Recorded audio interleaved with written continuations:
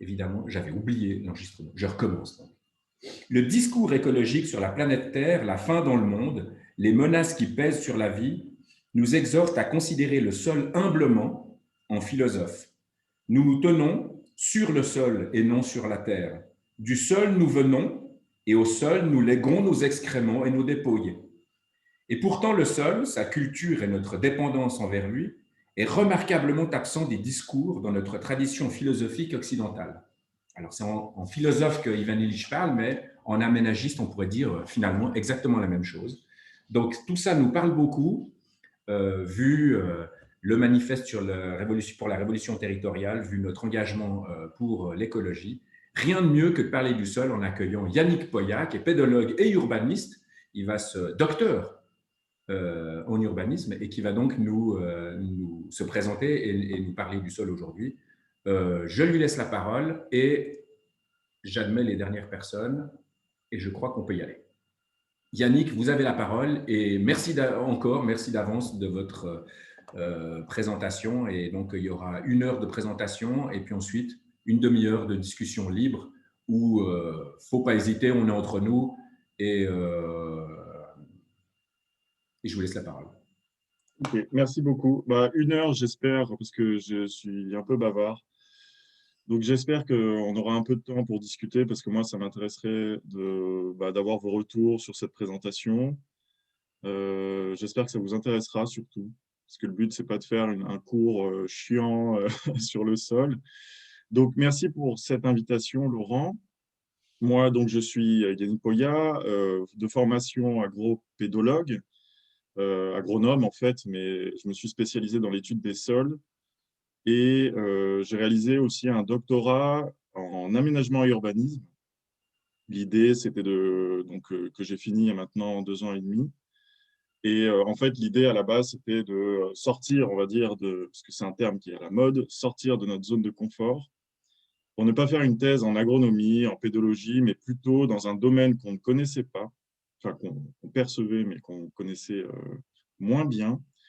Et en fait, l'idée, c'était de savoir comment on pouvait intégrer cette question du sol en aménagement et urbanisme. Donc, c'est ce que je vais vous présenter un petit peu aujourd'hui. J'espère que vous voyez tous mon partage d'écran. Moi, en tout cas, je le vois. Donc, OK. Que vous voyez ma souris, comme ça, je pourrais vous présenter, enfin, vous montrer quelque chose.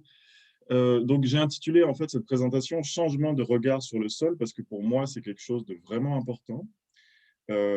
Cette question des représentations qu'on a du sol, notamment dans différentes disciplines. Donc, je vais essentiellement axer ma présentation sur ça. Sur ma vision, on va dire, donc c'est bien ma vision et vous êtes bien sûr en droit de ne pas être d'accord avec ce que je dis, donc d'où l'importance de la discussion ensuite. Ma vision de qu'est-ce qu'il faudrait faire pour améliorer cette prise en compte du sol aujourd'hui quand on construit la ville. Et enfin, des exemples, alors je serai très court sur les exemples d'application de ce que je fais finalement au quotidien pour laisser justement plus la place au discours. Alors, je ne vais pas vous expliquer maintenant pourquoi j'utilise très souvent cette image. Donc là, vous avez Koichi Kurita, qui est un artiste. Je laisse en fait, je vais commencer directement la présentation et je vous l'expliquerai plus tard. Alors, je vais commencer par quelques chiffres. Je pense que vous êtes tous au courant qu'on est de plus en plus nombreux sur Terre. Quand on fait référence notamment au livre de Laurent, on s'en rend vite compte que ça peut poser un problème. Et moi, ce qui est intéressant, c'est comment se répartit en fait cette croissance démographique. Là, vous avez ces petits graphiques qui représentent les principales régions du monde et on voit, donc, là, avec on va dire la couleur qui est un peu violette, la proportion de la population urbaine. En gros, que ce soit en Europe, en Amérique du Nord ou du Sud et en Océanie, il y a plus de monde en ville qu'en campagne, pour faire ça. Donc, il y a une vraie croissance démographique, il y a plus de monde dans les zones urbaines, et pour accueillir davantage de monde, il faut tout simplement que ces aires urbaines s'agrandissent. Donc, on a une expansion progressive des aires urbaines, qui implique ce phénomène d'étalement urbain, qu'on connaît tous, je pense, très bien. Et en fait, la conséquence de cette situation, c'est qu'on détruit progressivement des sols agricoles et naturels. Parce que finalement, l'expansion des villes, elle se fait bien entendu autour des villes et elle se fait au détriment des sols, qui sont des sols fonctionnels. Et du coup, on a une dominance de sols non fonctionnels d'un point de vue pédologique. Alors, qu'est-ce que j'entends par des sols non fonctionnels? Eh bien, c'est la majorité des sols urbains qui sont soit partiellement scellés, soit complètement scellés. Et en fait, la conséquence, c'est que là, comme vous pouvez le voir sur ces différentes images, on a une très, très forte perturbation des sols, puisque vous l'avez certainement déjà vu, un sol, c'est une organisation un peu assez précise de couches qu'on appelle des horizons. Et en fait, chaque horizon a une fonction qui est importante dans le fonctionnement global du sol. Alors que là, vous voyez qu'on a un mélange de matériaux complètement hétérogènes. Et la chose la plus importante, c'est qu'en fait, on annule, on inhibe le fonctionnement vertical du sol. En gros, le sol, c'est l'épiderme entre la roche-mère, donc la lithosphère, et l'atmosphère. Et il faut une continuité, en fait. Lui, il assure cette continuité. C'est pour ça que je parle de sol non fonctionnel, c'est que là, on annule en fait finalement cette interaction et cette continuité entre la lithosphère et l'atmosphère. Alors là, globalement, vous avez, pour exprimer cette perte de fonctionnalité sous forme de gradient, là, vous avez différentes occupations du sol, du moins anthropisé au plus perturbé, donc au plus anthropisé, passant du sol naturel au sol urbain remanié et au sol urbain scellé. Donc voilà, on ferme complètement l'ouverture du sol et vous avez en fait ce degré d'artificialisation et donc de perturbation du sol. Et il y a une question intéressante à ça, c'est de savoir quel est le degré de réversibilité de ce qu'on fait. À quel point on est obligé finalement de tout excaver et de remettre, si jamais on veut replanter des végétaux un jour, à quel point on doit mettre les moyens pour recréer un sol. C'est un peu ça l'idée. Là, je reste encore sur quelques chiffres. Vous avez l'évolution des surfaces artificialisées en Suisse, donc là c'est à l'échelle du pays, entre 1979 et 2009. Et donc vous voyez la courbe rouge, c'est l'évolution de ces surfaces, on a plus 23% entre ces deux dates. Et en marron, c'est l'évolution de la population. Juste à titre de comparaison, en France, la courbe rouge, on a une croissance de 36% et la population, on est à 13%. On a un énorme écart entre les deux. Ce qui veut dire que pour chaque nouvel habitant, on urbanise à peu près 800 mètres carrés de sol. En Suisse, on est à peu près constant. On est à une moyenne de 400 mètres carrés par habitant. Et bien entendu, là, ça s'arrête à 2009. Ces 11 dernières années, on a une tendance à la baisse. C'est-à-dire qu'on est en dessous des 400 mètres carrés. Mais ce graphe nous invite en fait à nous questionner sur la façon dont se développent nos territoires. Et ce qui est intéressant, enfin ce qui est important de noter, c'est que finalement, la notion de développement territorial, le fait qu'un territoire se développe, ça engendre systématiquement le processus d'urbanisation. En fait, il repose sur ce processus-là. Et en gros, les deux sont indissociables. Pour qu'on se développe, il faut qu'on puisse s'urbaniser. Et là, j'aimerais pointer une contradiction. Parce que si on reprend la définition du développement territorial, si on considère en fait, comment dire, le principe même de la notion de développement, enfin moi en tout cas, c'est comme ça que je le perçois, c'est finalement de maximiser le bien-être des habitants de ce territoire. Et en continuant en fait cette urbanisation, on participe à finalement détruire une ressource, donc le sol. On détruit une ressource qui participe activement au maintien de notre bien-être. Et ce lien entre le sol et le bien-être de l'homme, eh bien, il est perceptible à travers le concept de service écosystémique.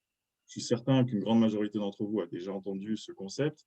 En gros, c'est l'ensemble des avantages et des bienfaits qu'on retire de la nature. Et là, je vous ai mis en fait cette image pour rappeler. Alors, je suis désolé si on vous a déjà rabâché un nombre de fois incalculable ces services, mais on va juste les revoir une première fois. Donc, vous avez l'ensemble des services, bien sûr, d'approvisionnement. l'approvisionnement alimentaire, qu'on soit en contexte rural ou en zone urbaine. Vous avez la biodiversité. Alors, dit comme ça, on a plein l'impression que c'est un service. On se dit, OK, c'est super d'avoir la biodiversité. Les sols, euh, en gros, ils abritent près du quart des espèces vivantes sur Terre.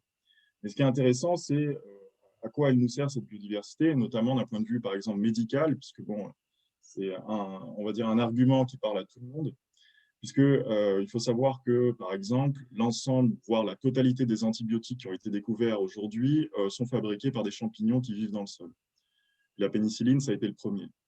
Donc, quand on voit ça, on se dit bien, ben, en fait, il y a quand même une vie dans le sol, et cette vie, elle est importante pour les végétaux, pour la fertilité, mais elle est aussi importante pour nous parce qu'elle nous permet de nous soigner.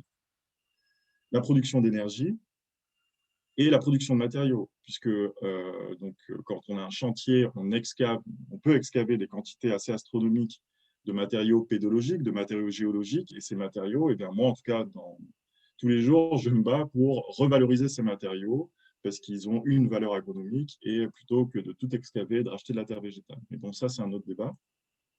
Ensuite, vous avez l'ensemble des services de régulation, notamment l'épuration, la filtration des eaux pour la recharge des nappes phréatiques. Le sol, en fait, c'est un véritable filtre. La régulation donc, du cycle de l'eau, l'infiltration et la rétention des eaux pluviales. Donc, ça permet d'éviter les inondations, mais ça permet aussi de retenir l'eau pour les végétaux quand même. La régulation du climat local. Donc là, vous avez la lutte contre les îlots de chaleur urbains, puisque une partie de l'eau qui est contenue dans le sol et dans les végétaux est évaporée durant la période estivale et participe activement à refroidir les villes. Et vous avez bien sûr la régulation du climat global, puisque le sol est, est un acteur, on va dire, direct des grands cycles biogéochimiques, et notamment le cycle du carbone. Et vous le savez sans doute que le sol, c'est un véritable puits de carbone, et à travers cette fonction de séquestration de ce carbone-là et de stockage, il faut savoir que le carbone, ça peut rester plusieurs milliers d'années dans le sol.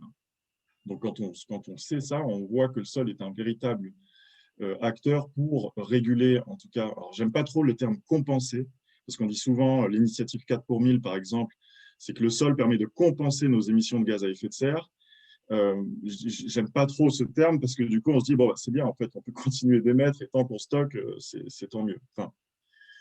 Et enfin, vous avez l'ensemble des services socioculturels. Donc, la notion de patrimoine naturel, c'est en gros la qualité paysagère, l'authenticité des paysages qui est portée par le sol, le support on va dire de surfaces de loisirs, de surfaces récréatives, etc.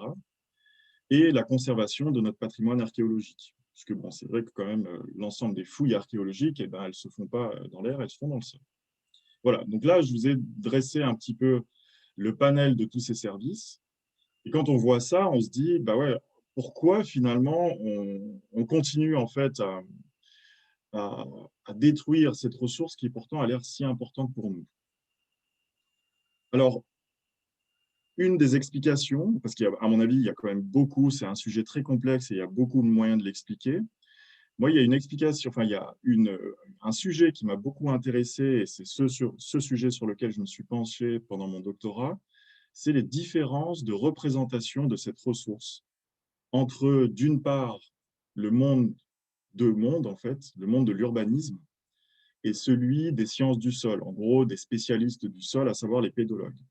Parce que, en fait, d'un côté, ce qui est considéré comme étant valorisé d'un point de vue urbanistique, un sol valorisé, est un sol qui est dégradé, qui est mort, qui est détruit pour les pédologues. Et ce qui est considéré comme une ressource foncière, ben, c'est vu comme une ressource naturelle, non renouvelable. Donc, en gros, on a une opposition, on a une vraie dichotomie en termes de représentation entre, d'une part, le sol surface.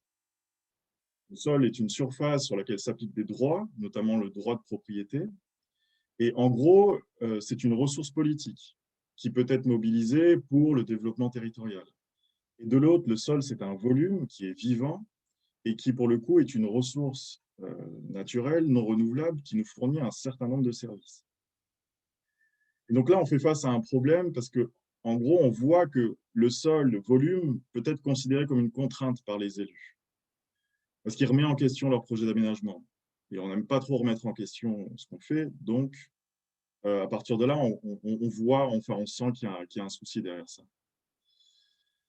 Et moi, j'aimerais poser la question, enfin, ou faire, enfin, dire ce constat, on va dire, différemment. Et poser l'hypothèse selon laquelle, en fait, la situation est telle qu'elle est, tout simplement parce que les élus qui sont en charge, en fait, de l'évolution du territoire, donc de l'urbanisme, n'ont pas connaissance, n'ont pas conscience, en fait, des enjeux qui sont liés à la préservation des sols. Attendez, je suis désolé, il y a mon chat qui montait, qui m'embête. Laisse-moi tranquille. Donc, en fait, c'est l'hypothèse que je me suis posée. Et en gros, si on tourne cette hypothèse, si on la dit différemment, ça voudrait dire que finalement, une connaissance du sol, d'un point de vue scientifique, pédologique, de son fonctionnement, eh bien, cette connaissance, en fait, elle pourrait induire des pratiques de gestion plus durables. Donc là, c'est la question que je me suis posée. Là, en gros, je vous résume 4 ans de thèse sur une diapositive. Et en fait, la réponse, c'est que non. C'est un peu naïf, mais la connaissance du sol juste n'est pas suffisante pour induire des pratiques de gestion durable. Il faut quand même aller au-delà de ça. Et je vais vous montrer juste, je ne vais pas m'attarder dessus, mais je vais vous montrer des résultats, l'un de mes principaux résultats de thèse, pour vous expliquer pourquoi je dis ça. En gros, dans ma thèse, je suis allé sur j'ai enquêté des élus sur 6 territoires différents. Donc des territoires qui étaient différents d'un point de vue social, environnemental, etc. Et en gros, j'ai interviewé ces élus. En fait, j'ai privilégié les élus qui avaient une forte influence sur le devenir du territoire. Et je les ai classés en profils de réponse. En gros, les profils de réponse, c'est, on va dire, des discours similaires. Et à partir de ces discours, j'ai classé ces profils suivant leur niveau de connaissance des sols. Donc là, vous avez les 4 profils de réponse. Donc, j'ai mis des petits noms pour symboliser ces profils. Je ne vais pas prendre le temps là de vous expliquer chacun de ces noms. Donc, vous avez les militants, les pragmatiques, les conscients et les non-conscients. Et en gros, l'idée, ce qui est important de retenir, c'est que les militants et les pragmatiques ont une bonne connaissance du sol comparativement aux autres profils. Enfin, je veux dire, d'un point de vue relatif, ils ont quand même une bonne connaissance du sol. Les élus conscients, ils expriment plus une forme de sensibilité environnementale qu'une véritable connaissance du sol. Et les élus non conscients, eux, le sol, ça leur passe complètement au-dessus de la tête. Une fois qu'on a ça, ce qui est intéressant, c'est de mettre un deuxième axe et de voir, en fait, donc là, on a comparé le discours, là, on va comparer les faits. Et on va regarder le niveau de consommation de sol des documents d'urbanisme qui ont été conçus finalement par ces élus. Quand on fait ça, on se rend compte que les élus militants et pragmatiques qui étaient associés à une bonne connaissance du sol, en fait, ils sont à l'initiative des projets les plus consommateurs de sol. Et les élus conscients et non conscients, eux, qui étaient associés à une moins bonne connaissance, ils sont à l'initiative de projets moins destructeurs de sol. Donc, quand on regarde ça, la question à se poser, c'est OK, la connaissance du sol, d'un point de vue scientifique, etc., elle n'influence pas la décision. Mais du coup, qu'est-ce qui influence la décision? Et là, encore une fois, c'est ma vision des choses. Donc, je ne dis pas que c'est la vérité absolue. Mais en gros, j'ai défini une notion que j'ai appelée la valeur sociale du sol. Et en gros, la valeur sociale, ça symbolise une reconnaissance partagée localement d'un ou plusieurs services écosystémiques. Ça peut être n'importe quel service, mais c'est à partir du moment où ce service est vraiment reconnu localement que le sol a une forte valeur sociale. Et donc, c'est un peu compliqué, je pense, à comprendre parce que ça engendre, enfin, il y a plusieurs notions qui s'entrecroisent. Et puis, la difficulté, c'est de dire si oui ou non, localement, enfin, à quel point on peut évaluer si un service est reconnu localement. Donc, d'un point de vue sociologique, tout est discutable, mais l'idée reste bonne, on va dire, dans l'ensemble. Donc, vous avez une reconnaissance partagée d'un ou plusieurs services écosystémiques. Sauf que le problème dedans, c'est que dans la majorité des territoires, les services qui sont vraiment reconnus, c'est très souvent des services socioculturels.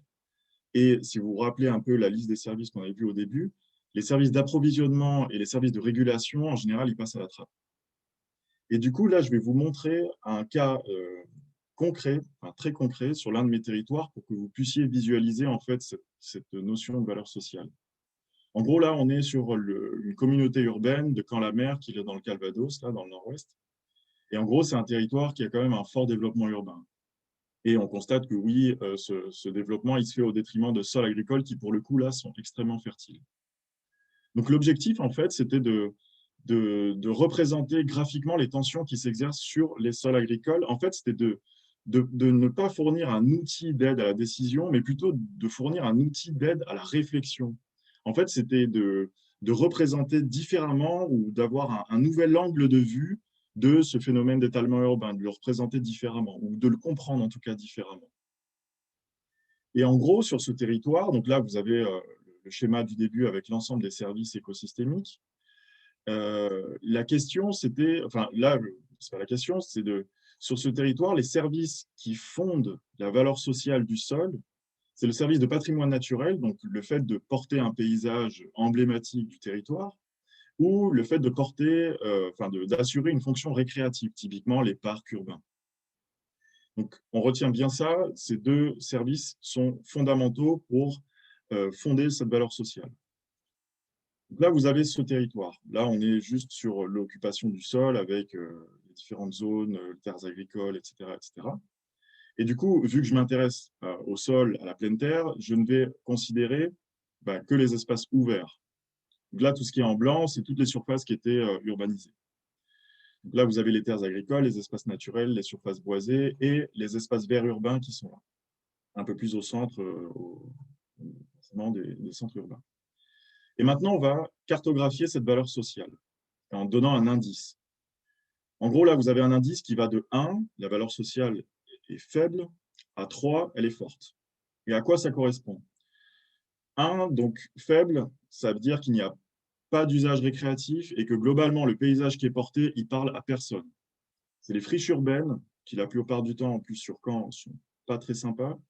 Et ce sont tous les sols agricoles qui font partie d'une unité paysagère qui s'appelle les paysages de campagne découverte, qui en gros, là, dans cette région, ne parlent à personne, pour dire les choses clairement.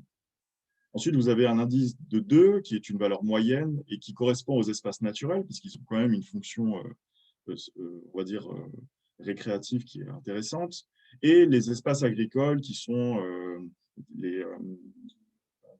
une unité de paysagère du bocage qui, pour le coup, sont un peu plus typiques du territoire.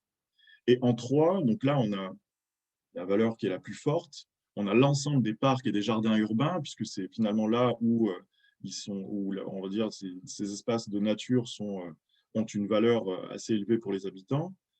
Les surfaces de sport et loisirs, et la prairie de Caen, qui était là vraiment un espace emblématique. Lui, c'est sûr que il fait référence sur tout le territoire et il est vraiment emblématique du territoire. Maintenant, ce qui est intéressant, donc là, on a vu en gros les différents niveaux de cette valeur sociale. Moi, ce que j'aimerais, c'est de le comparer à la valeur agronomique du sol. Là, pour le coup, la valeur agronomique, il faut savoir que la qualité du sol, c'est une notion qui veut strictement rien dire tant que vous ne définissiez pas un usage par rapport à cette qualité. Là, pour la valeur agronomique, en gros, c'est l'aptitude du sol pour les grandes cultures. Ça sera différent si vous considérez, par exemple, des productions maraîchères, si vous considérez la viticulture, etc., etc. Donc là, on va se dire valeur agronomique égale céréales. Aptitude du sol pour porter les céréales. Et sur le même principe que la valeur sociale, on a un, donc faible, ça qui correspond à des sols de qualité agronomique très faible à faible. 2, qualité agronomique moyenne à bonne. Donc déjà là, on est sur des terres agricoles qui sont plutôt sympas. Et 3, très bonne à excellente. Là, c'est le top du top. Du coup, là, vous avez ce gradient de couleur en violet qui représente ces 3. Maintenant, ce qu'on va faire, c'est qu'on va comparer les deux. Et on va cartographier ce que j'ai appelé l'indice différentiel, c'est-à-dire on fait juste la soustraction entre la valeur sociale et la valeur agronomique, et on obtient cette carte-là. En gros, vous avez ici donc des couleurs, ce qui correspond au marron, marron foncé, marron clair. Donc le marron foncé, la valeur sociale, elle est faible, mais la valeur agronomique, elle est très élevée. Marron clair, c'est un peu la même chose, sauf que la valeur agronomique est modérée. Et dans l'autre sens, ce qui est en bleu clair et en bleu vert un petit peu, là, vous avez des valeurs sociales modérées, voire fortes, et des valeurs agronomiques qui sont faibles. En gros, ce qui est intéressant, la dernière chose intéressante à voir, ce sont les futures zones, donc les emprises foncières qui ont été définies sur le territoire, clairement les zones qui seront bientôt urbanisées. Et en fait, quand on compare toutes ces deux sources de données, on se rend compte qu'en fait, ces zones d'urbanisation futures, elles ont été définies majoritairement. Bon, on s'y attendait un petit peu, mais bon, là, au moins, on le voit et on a la preuve statistique, qu'on a presque 70% des futures zones construites qui ont été définies sur des sols qui sont très fertiles, mais qui ont une faible valeur sociale. Et à l'inverse, vous voyez que les sols qui seront préservés, donc là, on a à peu près 6% dans les gammes de bleu clair et bleu foncé. En gros, les sols qui seront préservés sont les sols les moins fertiles et les sols qui vont être détruits rapidement, ce sont les sols les plus fertiles. Et en gros, cette carte, elle permet justement de comprendre ce phénomène d'étalement urbain de manière différente, en comparant ces différents types de valeurs. Et là, vous avez une dernière image qui permet d'expliquer, d'appuyer encore plus l'argument. Cette image, en fait, elle a été utilisée lors d'une conférence de presse pour expliquer, pour justifier ou pour présenter plutôt, pardon, le futur écoquartier des Hauts-de-l'Orne. Voilà. Et excusez-moi, je m'occupe parce que c'est insupportable. Voilà. Désolé. Les aléas du direct. Donc, ce que je disais, voilà. Donc là, vous avez cette photo. Là, on est sur les paysages de campagne découverte. Donc, c'est les terres agricoles dont je vous ai parlé qui sont très fertiles, mais qui n'ont aucune valeur sociale. Et en fait, ce qui est intéressant, enfin, moi, ce qui m'a intéressé, c'est l'argument qui est mis juste là. En gros, habiter le plateau, construire un paysage.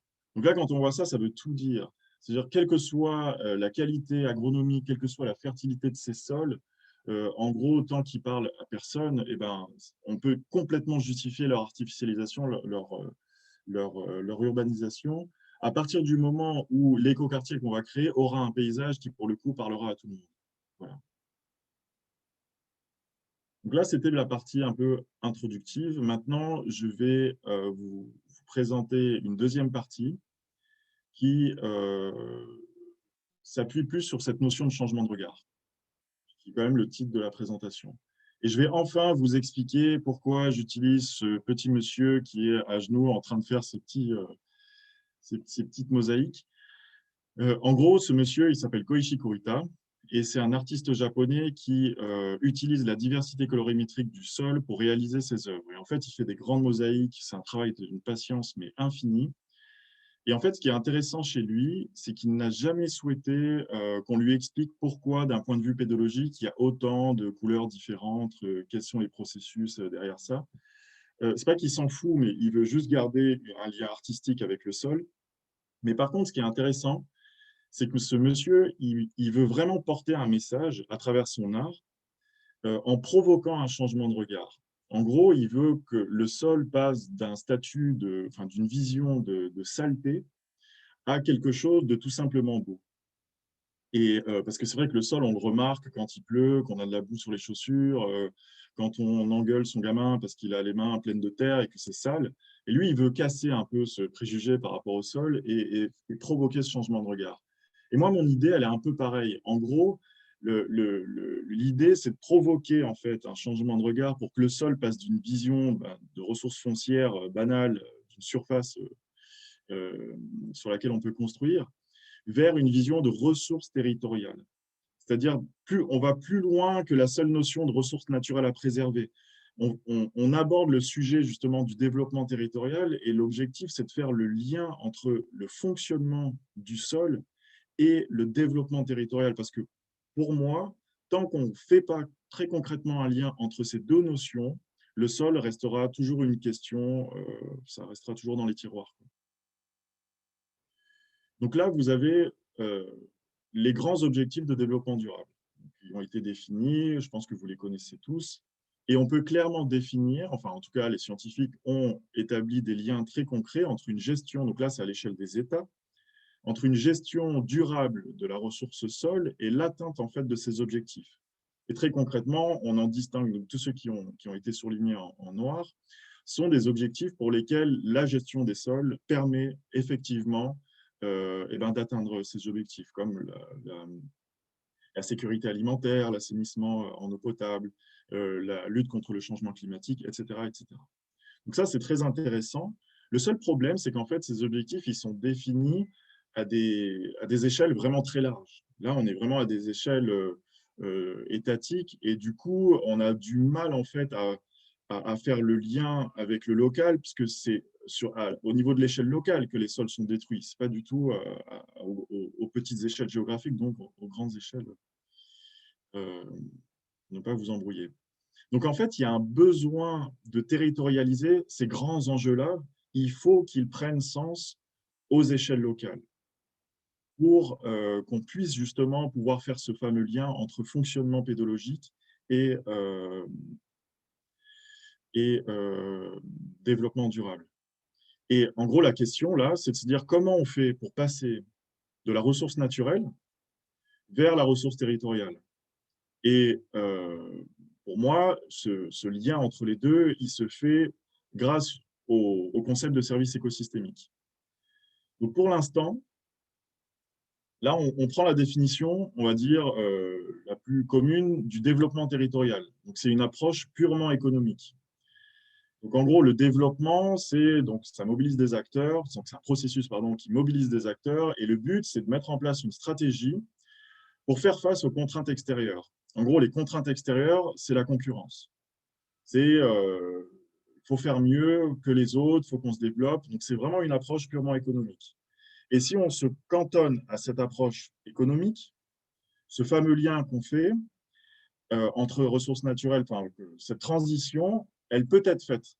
C'est-à-dire qu'on peut considérer des services, et c'est actuellement le cas, mais ça concerne essentiellement les services d'approvisionnement alimentaire avec les appellations d'origine contrôlée, où on a des productions agricoles qui sont vraiment protégées parce qu'elles font sens au sein du développement économique local. Et on peut considérer aussi les services socio-culturels, des paysages emblématiques qui font par exemple partie du patrimoine mondial de l'UNESCO, ce genre de choses. Du coup, ça participe au développement économique du territoire, mais aussi au développement culturel. Donc là, pour l'instant, OK, on arrive quand même à faire ces liens, mais là, encore une fois, on met aux oubliettes un grand nombre de services écosystémiques. Du coup, il faudrait c'est déjà le cas pour beaucoup, je pense, mais il faudrait repenser en fait notre définition du développement territorial. Et l'idée, ce serait de se dire, là, c'est ce que j'appelle l'approche élargie du développement territorial. Donc, c'est un monsieur qui s'appelle André Thor, et c'est très intéressant ce qu'il dit. Ce qu'il dit que finalement, le développement des territoires, il doit échapper à cette seule sphère de l'économie et il doit intégrer les apports d'autres disciplines comme l'écologie ou les sciences des sols. Et ça, je ne l'invente pas. Ce n'est pas moi qui l'ai rajouté, c'est vraiment lui. Et ça, c'est vraiment intéressant pour le coup. Et en gros, il faudrait que cette notion-là, elle intègre les questions d'attractivité et de résilience territoriale. Et là, moi, c'est surtout sur cette résilience que je vais m'appuyer, parce que c'est grâce à cette notion qu'on va pouvoir justement prendre en compte ces fameux services de régulation qui ont été mis à la trappe. Et en gros, la résilience territoriale, c'est juste la capacité du territoire à continuer de fonctionner en dépit des perturbations extérieures. Et là, pour le coup, les perturbations extérieures, c'est des phénomènes qui avant étaient anecdotiques et qui maintenant deviennent de plus en plus la norme, c'est-à-dire des phénomènes d'inondation, de forte chaleur, etc., etc. Je pense que vous voyez tous de quoi je veux parler. Et en gros, si on considère cette approche élargie, là, on peut s'autoriser en fait à inclure dans notre schéma les services de régulation, régulation du grand cycle de l'eau, régulation du climat local, du climat global. Donc là, c'est tous les services que je vous ai présentés tout à l'heure. Et maintenant, en fait, je ne vais pas mettre tant de temps que ça. C'est bien, ça laissera place à la discussion. Je vais vous présenter, donc là, c'est la dernière partie. En gros, donc, que j'ai appelé de la théorie à la pratique. Je ne vais pas vous présenter ce que je fais, parce que ça a un côté un peu narcissique, mais c'est pour vous expliquer en gros comment j'essaye à ma toute petite échelle d'arriver à provoquer ce changement de regard-là. Petit rappel, là vous avez Les sols naturels, d'accord? Vous voyez qu'il y a une grande diversité de couleurs, diversité de formes, etc. Et en fait, cette diversité, elle est liée aux facteurs de formation du sol. Parce qu'un sol, ça dépend de 5 facteurs principaux. La nature de la roche-mère sur laquelle il se développe, le climat, bien sûr, le relief, la biologie, donc la végétation et les organismes biologiques qui vont peu à peu coloniser le sol et le façonner, enfin changer quelques propriétés, et bien sûr le temps, parce que tout ça, ça prend du temps. Depuis 200 ans, on l'a reconnu que récemment, il y a un 6e quand même facteur de formation qui rigole pas trop, c'est l'homme. Et c'est un facteur qui a fait débat d'ailleurs, parce qu'on ne savait pas trop, on se disait, est-ce que l'homme rentre dans la catégorie organisme vivant, ou alors c'est carrément un facteur à part entière. Et oui, en fait, c'est carrément un facteur à part entière, parce qu'en fait, il modifie les sols sur des échelles qui sont tellement larges qu'on ne peut que le considérer comme un facteur à part entière. Et là où je veux en venir, c'est qu'en fait, vous voyez que vous avez une diversité de sols. Diversité de sols veut dire diversité de fonctionnement. Et diversité de fonctionnement, eh ben, c'est une diversité du coup de services qui sont rendus. Ce qui est important de retenir, c'est qu'un sol, typiquement là, un gley-sol, c'est-à-dire un sol qui est régulièrement gorgé en eau une partie de l'année. Ce sol, il ne va pas être tip-top pour produire. Voilà, si on a des objectifs, on veut produire 100 quintaux de blé à l'hectare, là, vous aurez un peu de mal. Par contre, ils sont vraiment intéressants pour la séquestration carbone. Et ainsi de suite. En gros, là, là où je veux en venir, c'est qu'il est important de ne pas avoir une seule, c'est pour ça que je n'aime pas trop la notion de qualité de sol, c'est qu'il ne faut pas avoir une seule vision en tête, mais bien savoir que le sol, c'est un objet qui est multifonctionnel et c'est important de concevoir cette multifonctionnalité. Ce qui est, moi, en tout cas, une partie de mon travail, c'est d'essayer de compléter, donc, oui, je ne vous ai même pas présenté la carte, là, vous avez la carte des sols sur le canton de Vaud.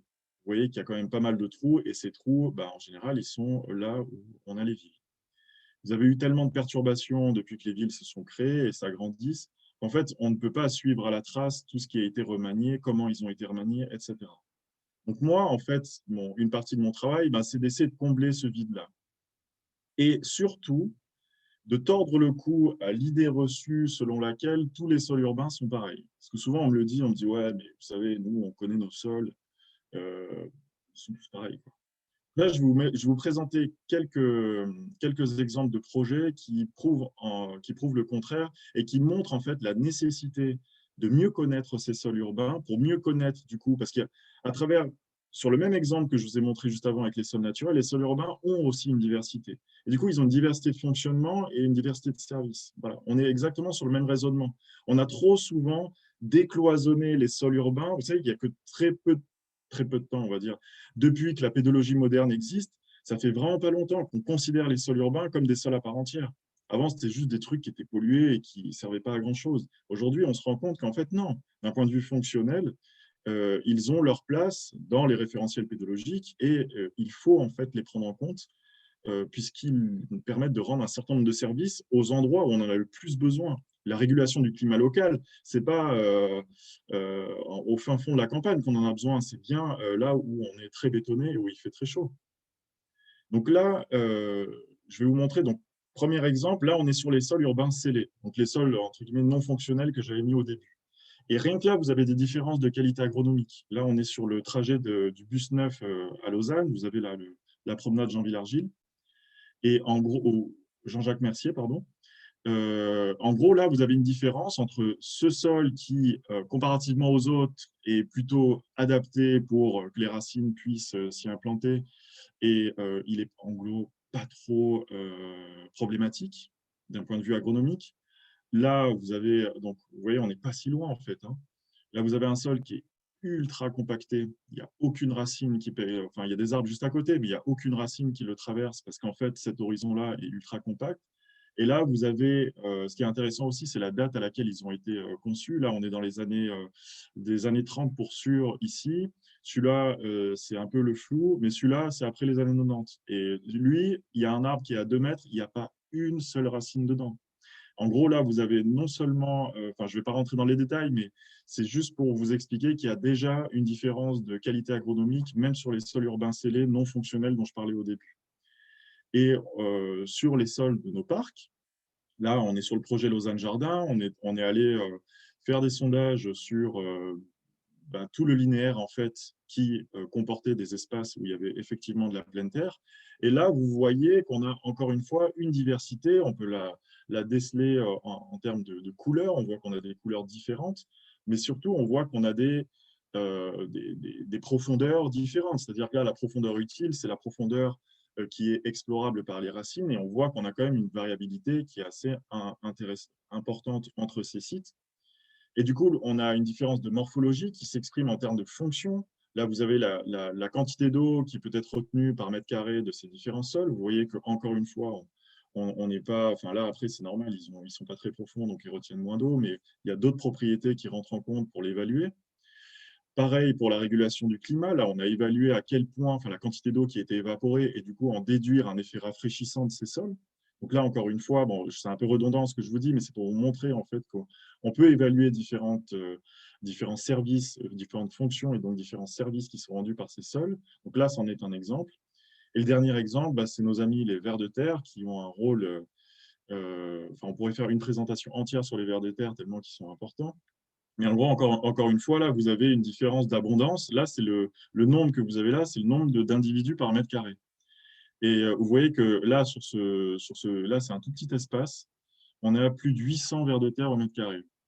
Et bon, quand on s'y connaît pas trop, on ne voit pas trop ce que ça représente, mais c'est absolument hallucinant en fait d'en trouver autant.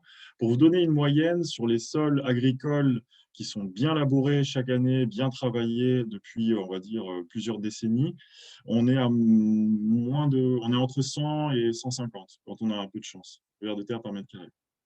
Donc voilà, ça vous donne une petite idée. Donc là, c'est un dernier exemple que j'aime aussi beaucoup présenter. Ça ne se voit pas tellement à l'image, mais je vais vous expliquer. Là, vous avez globalement deux sols, d'accord? Le premier, donc ici à gauche, c'est un sol qui a une texture extrêmement fine. Donc on est sur un sol très argileux. Là, vous voyez en dessous, donc c'est-à-dire qu'il a une capacité d'infiltration. Enfin, l'eau s'infiltre très lentement dans le sol. Là, on ne le voit pas très bien, mais vous avez des taches d'hydromorphisme qui indiquent qu'on a de l'eau en fait physiquement présente une partie de l'année, donc un sol qui s'engorge en eau une partie de l'année, ça peut être quelques semaines à quelques mois. Et là, vous avez un sol qui est tout l'inverse, qui est extrêmement drainant, une texture très grossière. Là, vous avez quasiment, vous reposez quasiment sur des galets, donc très filtrant, très séchard, qui est à l'opposé de celui-ci. Et où je veux en venir, c'est qu'en fait, ces sols, ils sont à 20 mètres d'écart, à 20 mètres de distance. On pourrait croire qu'on est sur deux endroits diamétralement opposés. Ben non, là, on est à Saint-Sulpice.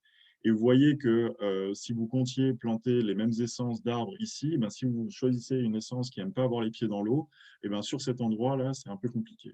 Donc tout ça pour dire qu'il est important de bien connaître les sols, surtout en zone urbaine, parce qu'effectivement, on a une forte diversité, et cette diversité, elle est largement due à nos actions, en fait, au processus d'urbanisation qui a fait que on a énormément de sols différents en zone urbaine. Alors là, c'est ma dernière slide, où je vous explique en une seule slide, en gros, le principe de mon travail. Je pense que vous l'avez un petit peu compris, mais l'objectif, en gros, c'est de révéler les potentiels du sol par rapport à l'ensemble de services que je vous ai présentés. Donc, typiquement, c'est de faire un diagnostic, d'évaluer, d'apprécier les propriétés physiques, chimiques et biologiques du sol, et de pouvoir évaluer son potentiel pour soutenir une croissance arborée. Planter, typiquement, là, l'objectif, c'est vraiment de planter le bon arbre au bon endroit et pas juste se dire que l'arbre est du mobilier urbain et on le plante un peu n'importe où et quel que soit le type de sol, ça va bien jouer.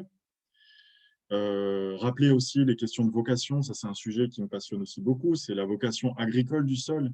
C'est-à-dire, on ne peut pas, parce qu'on est très intelligent et qu'on a les moyens techniques, produire tout ce qu'on veut n'importe où. Non, il y a des liens. Tout à l'heure, je vous ai parlé des aptitudes culturelles.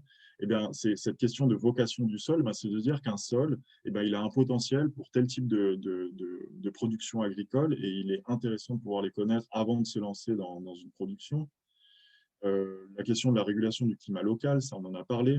La question de la valorisation des déchets de chantier, des terres excavées, alors ce qu'on appelle déchets qui en fait peuvent largement être valorisés et être réutilisés sur site plutôt que de tout excaver, d'emmener tout en décharge et de racheter de la terre végétale. Alors je sais que ça se fait de moins en moins, et d'ailleurs tant mieux, mais il y a encore un gros travail pour faire changer les consciences sur ce sujet. Tout ce qui concerne la régulation de l'eau, que ce soit la filtration, l'infiltration, la rétention, etc. La biodiversité, donc ramener un peu de vivant dans les sols urbains parce que ça a un intérêt. Si l'agroécologie le fait, ça a un intérêt, donc ça a aussi un intérêt pour les arbres. Et puis, donc là aussi, un autre sujet qui est passionnant, c'est les questions de séquestration carbone, donc qui commencent de plus en plus à parler aux gens parce que la plupart des villes sont en train de développer leur plan climat. Du coup, les arbres ont un grand rôle à jouer, mais les sols aussi, puisque le carbone qui est accumulé dans l'arbre, entre guillemets, il ne sert à rien s'il n'est pas restitué au sol.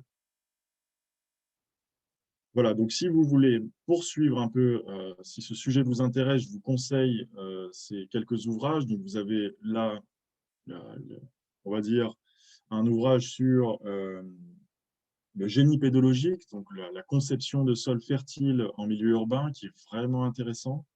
Le sujet, si vous voulez aborder le sujet de la multifonctionnalité des sols, je vous conseille celui-ci, Soils Within Cities. Celui-là, il est vraiment pas mal aussi. C'est encore une fois la thématique surtout centrée sur les sols urbains et des services qu'ils rendent. Là, on est plutôt sur des thématiques d'outils cartographiques pour justement orienter donc, les outils de la décision pour l'aménagement. Et enfin, donc celui-ci qui concerne plus le contexte suisse sur la protection des sols sur chantier. Donc, c'est un guide complet qui a été fait sur cette question de sol et de construction. Voilà. Quelle heure il est? Presque 1 heure. C'est parfait. Merci beaucoup, Yannick. C'est très intéressant. Moi, ça me soulève plein de questions. Mais déjà, est-ce qu'il y a des questions qui émergent de notre gigantesque salle de conférence de 19 personnes? Si vous avez une question, n'hésitez pas à lever la main avec l'outil qui s'appelle sous réaction. Alors, je vois que Valérie a déjà compris. Réaction, lever la main et pas applaudir, dire oui, tout ça, ce qui est moins intéressant. Mais lever la main, c'est l'outil qui permet de vous attribuer la parole et savoir qui a une question. Valérie a une question. Quelle Oui, est-elle? Bonjour Valérie. bonjour. J'ai une question de compréhension. J'ai pas compris où c'est qu'on mesurait les vers de terre. Donc, c'était pas sous des routes quand même. Ah non, non, non. En fait, c'est pas du tout sur les routes, c'est sur toujours le projet Lausanne Jardin. C'était les zones concrètement où on avait de la pleine terre. Donc, le parc de Valency, le parc Guillemin. D'accord, mais donc ça veut dire que là, dans ces parcs, on a plus de vers de terre que dans la campagne. J'ai bien compris, c'est ça? Que Oui, dans les champs, a priori, on en aurait. exactement, oui. Ouais. Mais par contre, les autres mesures que vous avez faites, quand vous avez dit il y a un sol très, très, très, très compacté où il n'y a même pas une racine qui pourrait aller, là, par contre, c'était sous une route. Exactement. Ah, d'accord. Là, on était sur les sols non fonctionnels dont je parlais au début. Donc, c'est les sols qui sont vraiment scellés. En fait, c'est concrètement les sols d'encaissant. Parce qu'en général, quand on parle d'arbres en ville, on se focalise sur la fosse de plantation. Et on oublie très souvent que les racines, elles grandissent plus vite que les parties aériennes.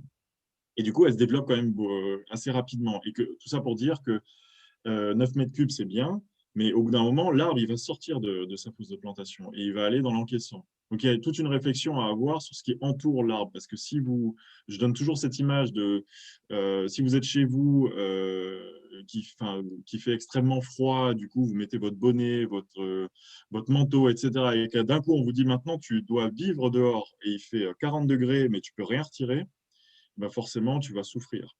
Donc là, c'est exactement pareil. Là, l'étude, c'était de vérifier, d'évaluer en fait la qualité des sols d'encaissant par rapport à un projet d'axe fort pour les transports. éviter, en gros, c'était de voir s'il y avait une qualité, s'il y avait bien des sols de qualité, et si oui, mettre en place des mesures de préservation de ces sols pour éviter de perdre cette qualité. C'était un peu ça l'idée. Ok.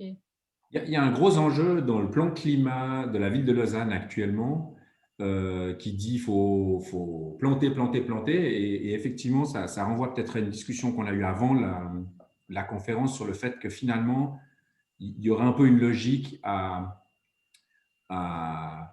planter un maximum d'arbres parce que on a fait une promesse politique à un certain nombre d'arbres. Il faut atteindre le million. Et puis, on plante le million. Et puis, la question, c'est que visiblement, on ne plante pas n'importe quoi, n'importe où, ni en quantité, ni en qualité, et que tout ça est lié aux arbres, entre autres. La question peut-être que ça pose par rapport à la ville qui existe. Nous, on dit souvent qu'il faut arrêter de focaliser sur les nouveaux bâtiments minergie, enfin les nouveaux bâtiments passifs qui vont produire de l'énergie. Il faut se concentrer sur la ville qu'on a produite ces 100 dernières années et qu'il faut la transformer. Par analogie à la ville, si on dit qu'il faut transformer les sols, une fois qu'ils ont été compactés, comme vous les avez montré, qu'ils ont été transformés, qu'on a mis du remblai et tout, est-ce qu'on peut revenir en arrière? Est-ce qu'on peut transformer un sol? Est-ce qu'on peut le… Enfin, comment réparer nos conneries, quoi, en gros? Est-ce qu'en plantant certains arbres, ou est-ce qu'on va être obligé de venir avec une logique infrastructurelle, avec des grosses machines, plein de CO2, enfin, qui vont produire plein de CO2, qui vont finalement devoir tout reprendre à zéro?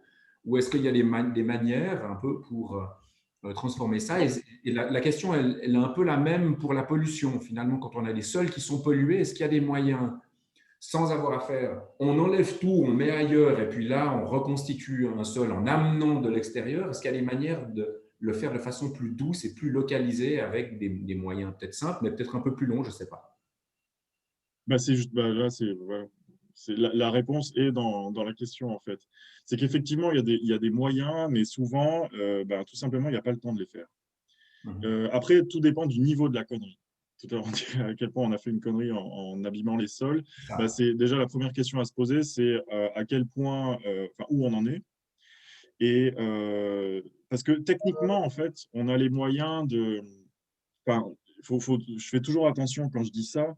Et c'est pour ça que la dernière fois, dans la conférence de l'EPFL, c'était intéressant la question qu'avait posée Paola Vigano, à savoir, on a des exemples de reconstitution de sols qui, en plus, ont un suivi et il y a vraiment des exemples qui montrent, qui comparent en fait des sols pas trop remaniés, donc des sols pseudo-naturels, des sols agricoles, et des sols urbains qui ont été recréés à partir du génie pédologique, et même des sols qui ont été recréés à partir de déchets. Donc, c'est vraiment des sols qui sont faits à partir de déchets de construction, donc c'est déchets minéraux et organiques, et on regarde comment ils fonctionnent. Et effectivement, oui, il y a un niveau de fonctionnalité qui est vraiment intéressant, et à titre de comparaison. Et donc, on a la capacité, en gros, de recréer ou d'améliorer des sols en ville pour y planter des arbres, etc., etc.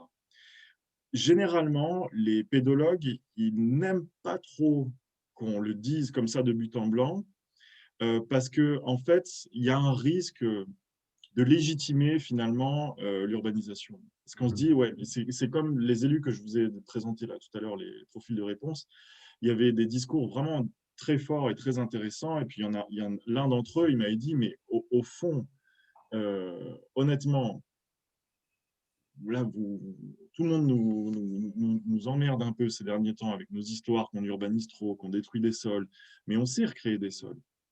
Donc, on a des exemples de sols qui ont été récemment créés, etc. Donc, où est le problème? Donc, en fait, c'est là le côté un peu dangereux de cette notion, c'est de se dire, de remettre en question l'aspect non renouvelable du sol, parce que on en vient à simplifier aussi trop le fonctionnement, parce que finalement, le niveau d'exigence qu'on a en ville n'est absolument pas le même qu'on a pour une gestion forestière ou pour une production agricole. Donc, il faut faire assez attention à ça. Mais pour en revenir du coup à la question de départ, c'est que oui, on est capable aujourd'hui, typiquement, l'exemple que je prends pour l'expliquer, c'est de transposer les pratiques d'agroécologie, parce que finalement, l'agroécologie, la plupart du temps, c'est de réparer, entre guillemets, les conneries qui ont été faites. Exactement. Et de se dire, ben, on a les moyens aujourd'hui de pouvoir les réparer avec du bon, enfin, c'est pas des, on va pas amener des engrais minéraux, enfin, je veux dire, c'est de réinjecter du vivant, en fait, dans l'agriculture. C'est ça l'idée. Et là, l'idée, c'est pareil, c'est de réinjecter les grands principes, en fait, de fonctionnement naturel des sols en ville. Et ça, c'est largement faisable. Le seul problème qu'il y a, c'est que souvent, bah, c'est contraignant. C'est contraignant bah, parce que d'un point de vue logistique, parce que ça prendra plus de temps. Donc, autant tout excaver et ramener de la bonne terre végétale et qui n'a pas trop de problèmes, parce qu'on aime bien plutôt faire avec du neuf qu'avec de l'usager. Et la deuxième chose, c'est qu'on n'a pas le temps. Alors là, c'est plus la question de la pollution. La pollution, donc déjà, ça coûte très cher. Après, ça dépend du niveau de pollution, mais ça coûte très cher et ça peut prendre du temps. Alors, si on commence à parler de phytoremédiation, là, on est dans d'autres sphères, quoi. Parce que là, c'est des échelles de temps, c'est des dizaines d'années pour arriver à dépolluer complètement un sol. Alors, il y a le phytomining qui est intéressant en Afrique du Sud, par exemple, où ils extraient des minéraux qui sont du coup intéressants d'un point de vue financier, comme de l'argent, de l'or, etc. Là, on n'est pas du tout dans ces thématiques-là. Donc, la plupart du temps, ce qui fait défaut, c'est le temps, donc le calendrier du projet et le coût, parce qu'on ne peut pas se permettre comment dire, de conserver en fait cette pollution. Et d'ailleurs, dans la présentation qui avait été faite, bon, je suis désolé, je fais référence à une présentation où il y avait, je pense que Laurent qui était présent, mais en gros, la plupart du temps, l'image est exactement la même, enfin le principe est exactement le même, c'est qu'on met la poussière sous le tapis, quoi. C'est ça. Donc vous avez un fort risque de pollution, on évalue, on fait l'estimatif, on sent que ça va nous coûter très cher. Donc, ce qu'on va faire, ben, on va mettre 40-50 cm de terre végétale. Et comme ça, les gamins qui vont jouer, s'ils mangent de la terre, ben, ça ne posera pas de problème. Et du coup, on contient en fait la pollution, soit avec un géotextile, soit enfin, voilà. On cache un petit peu la misère, quoi. C'est ça. Mais dans quelques dizaines, centaines ou milliers d'années, il n'y a plus de pollution. Ça dépend. C'est En bien ça. fait, Le temps joue quand même pour nous. La question, c'est combien. Et puis, si ça nous pose un problème, c'est parce qu'on est dans des régimes de temps ouais. qui sont sans commune mesure avec les besoins du sol, les besoins temporels du sol pour évoluer, quoi, finalement. En fait, il y a, le truc, c'est que ça. Enfin, on va pas rentrer dans le sujet de la pollution parce que là, je vais être chiant. Mais en fait, il y a des choses assez intéressantes. Ça dépend parce qu'il y a tellement de formes de pollution différentes. Donc, les pollutions organiques, c'est sûr qu'on peut avoir. Enfin, on sait que les bactéries, enfin, entre autres, les micro-organismes ont un effet positif. Il y a de plus en plus de projets de myco-remédiation, d'utiliser les champignons pour lutter en fait contre cette pollution organique. Donc tout ce qui est organique, en fait, globalement, si on laisse faire, alors si un spécialiste de la pollution m'entend dire ça, peut-être qu'il va avoir le poil qui se dresse, mais globalement, c'est faisable puisque on fait intervenir de la biologie pour lutter contre cette pollution. Par contre, ce qui est intéressant, c'est souvent c'est les pollutions, enfin, ce qui est intéressant, ce qui est un peu plus problématique, c'est les pollutions avec les métaux. Parce qu'en gros, on a tendance, par exemple, pour vous donner un exemple, on a tendance à classer le cuivre comme un métal lourd. Et il y a beaucoup de problèmes de pollution au cuivre, notamment en agriculture. Et du coup, on pointe du doigt les agriculteurs, etc. La seule différence, c'est que si vous mettez, là, vous avez votre sol, il est fortement pollué en cuivre. Et vous revenez dans 1000 ans. Enfin, vos arrière-petits-enfants reviennent et non, la concentration en cuivre, elle va beaucoup diminuer. Parce qu'en fait, c'est un élément qui est utilisé par la biologie. C'est un cofacteur enzymatique, le cuivre. Donc, en fait, il est utilisé par la biologie. Et du coup, du fait qu'il est utilisé, il n'est plus dans le sol progressivement. Le plomb, il est utilisé par personne. Vous avez un sol pollué au plomb, vous revenez dans 1000 ans, vous aurez toujours du plomb. Parce qu'il n'y a aucun organisme. Alors, peut-être qu'il y aurait, avec Tchernobyl, il y a peut-être de nouveaux organismes qui synthétisent le plomb, mais aujourd'hui, il n'y en a aucun. Voilà. Donc, On a une question de Monsieur Bouglet. Je ne sais pas si vous voulez la formuler vous-même, sinon je lis. oui. où vous Non, non, je peux aussi là. Alors, la qualité des sols dans le PGA, plan d'aménagement du territoire, est-elle parfois considérée pour ne pas construire sur des terrains fertiles? Si oui, auriez-vous des exemples? Sinon, croyez-vous qu'il serait possible de la considérer? Alors, elle est déjà aujourd'hui considérée, donc c'est les surfaces d'assolement. Aujourd'hui, alors c'est un cas d'étude qui pour moi est passionnant parce que je suis arrivé en Suisse il y a à peu près 5 ans ou 6 ans. Et donc, j'étais encore en thèse et je me suis beaucoup intéressé à cette question des surfaces d'assolement. Et en gros, ce que je trouvais intéressant, c'était la justification. Donc, ça a été repris depuis. Mais en fait, la justification des surfaces d'assolement, elle est énorme. On préserve les meilleures terres agricoles en cas on ne sait pas trop. Et c'est suffisant. Et c'est suffisant. En cas de guerre, en cas de pénurie. Et en gros, cet argument est suffisant pour que ça devienne un outil, enfin, ça reste quand même un outil très contraignant d'un point de vue urbanistique. Et il a le mérite au moins d'être là, parce que là, la qualité se résume à la fertilité, donc à la production agricole, alors qu'on a vu que le sol avait différents potentiels et qu'il y a toujours cette question-là, en fait. Le gros inconvénient de ces outils, enfin de ces indices de qualité des sols, c'est qu'au bout d'un moment, il faut bien trancher et bien se dire bon, ben, laquelle on privilégie par rapport aux autres. Donc, généralement, c'est la sécurité alimentaire qui prime, donc on privilégie en fait les surfaces les plus fertiles. Et pour l'instant, c'est le cas avec les surfaces agricoles. Quand j'ai lancé Planisol, au début, j'étais à fond sur cette question d'outils d'aide à la décision pour orienter les surfaces, enfin, les emprises foncières. Et en gros, l'idée, c'était d'avoir un outil multifonctionnel, enfin, une évaluation multicritère des sols. En gros, c'est tout ce que je vous ai présenté là, c'est de l'évaluer en une fois et de dire, ben voilà, vous avez ce diagramme en toile d'araignée et vous voyez globalement si vous avez des sols qui sont vraiment multifonctionnels, du coup, qu'il faut préserver en priorité, ou si vous avez des sols qui sont certes très bons pour une fonction et beaucoup moins bons pour les autres. Donc voilà, ça permet d'équilibrer. Sauf que cet outil, ben, il verra probablement jamais le jour parce que pour l'instant, la question, c'est surface d'assolement, oui ou non, et ensuite on passe à autre chose. Et on ne peut pas se permettre, et puis je le comprends très bien, c'est que le canton ne peut pas se permettre d'aller plus loin en termes d'évaluation parce que ça prend déjà un temps assez conséquent pour faire évaluer les sols, pour avoir un diagnostic, une expertise, parce que tout ça, c'est des mandats qui sont quand même, c'est des bureaux qui sont mandatés pour évaluer tout ça et pour ensuite faire un bilan de ce qui doit être préservé ou non. J'espère que je réponds à la question parce que j'ai tendance à aller dans tous les sens. Non, non, je pense que c'est très bien. Et d'ailleurs, pour information, vous devrez, alors je vais le mettre, je le fais juste en même temps. C'est ce que je disais tout à l'heure avant que la conférence commence, c'est que il y a, voilà, c'est ça. Ça vous l'expliquera beaucoup mieux que moi. En gros, il y a un projet pilote en ce moment à Morges pour mettre en place un indice de qualité des sols. Donc, c'est le lien que je vous ai envoyé. C'est un site qui est super bien fait et qui vous explique en fait…